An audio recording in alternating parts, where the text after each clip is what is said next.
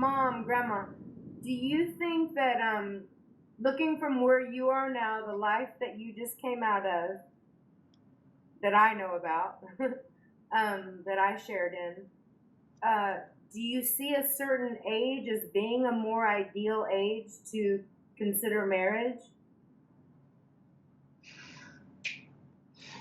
I wanted to give her another shot, but she answered really fast. I was like, what, you think about it again? Nope.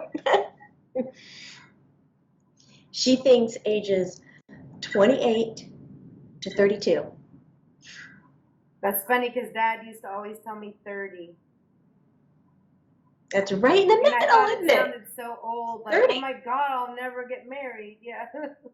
Yeah. She says you have your childhood. She thinks childhood is all the way up to age 20. That's Right. childhood. Then you have practicing being an adult until like 26. Right. And then she says, then it's practice work, practice career time.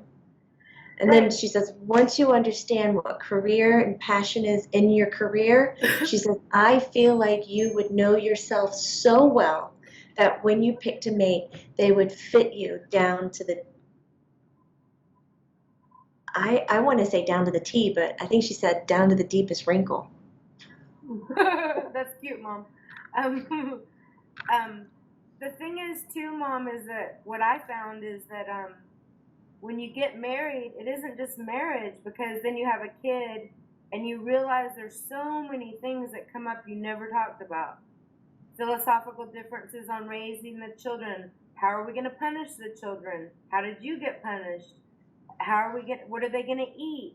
How are we going to feed them? What time? Is there going to be a strict schedule? I mean, it's like a corporate. It turns into a corporation. So then it's more than a marriage. So your marriage is getting another test. This is probably why a lot of marriages fall apart. She said it's the business of raising a family and how do you want to live? What's your decor style?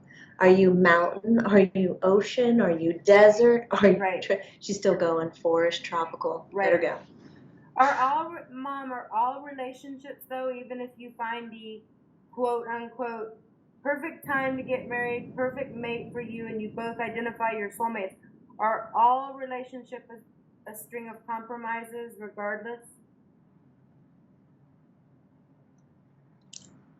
A string of compromises? Yes. Like just one after the other? Well, maybe a string is to, I don't mean it in a negative way. Is it a give and take? Is a real love relationship a give and take? Not sell your soul, Mom. I mean it in a positive way. She's trying to find a word. She likes your give and take. Okay. Yes, the majority of it is like that. But there are these moments, and she'll show me, it's a really sweet image. If you've been in a canoe with a partner and both of you are rowing, one gets tired so you row, or one is in the back steering, navigating, while the other one is powering. But then there's those moments in the canoe where you put your paddles in and you're coasting. You're still moving forward because the river or your momentum that you gained, and you don't have to do anything. You just kick back and you watch the sky together. There's those moments in love. Absolutely.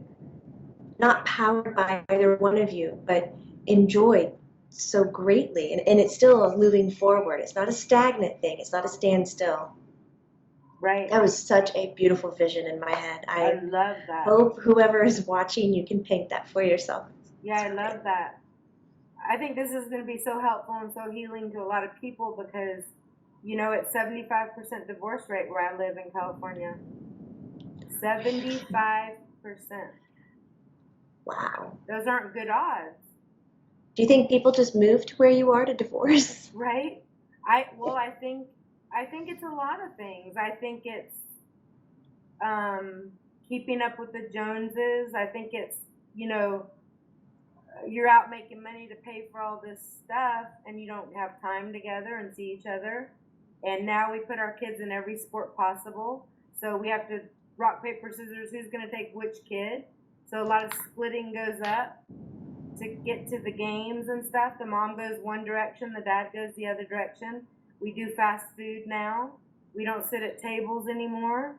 We have to fight for those things and acknowledge that we need to get back to those things.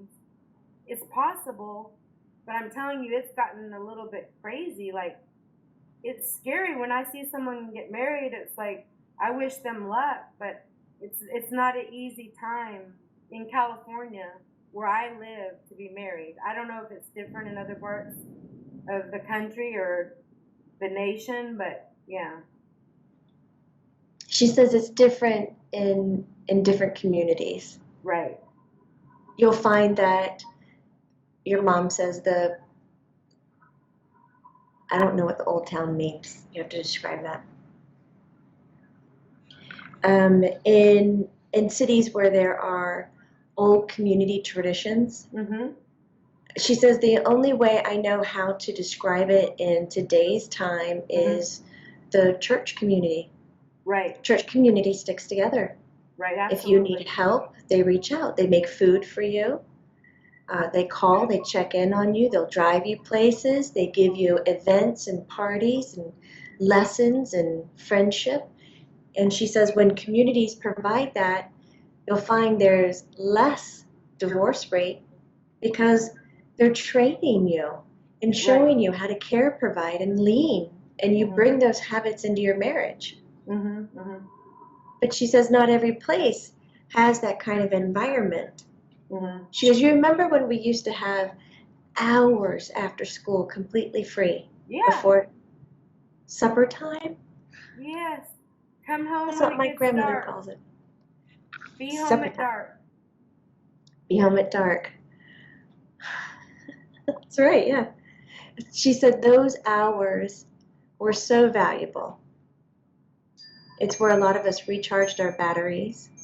It's where you got to find out who you were, what kind of trouble were you going to get into. Right. And she says there is not a single minute in a child's life today where they have that sense of freedom.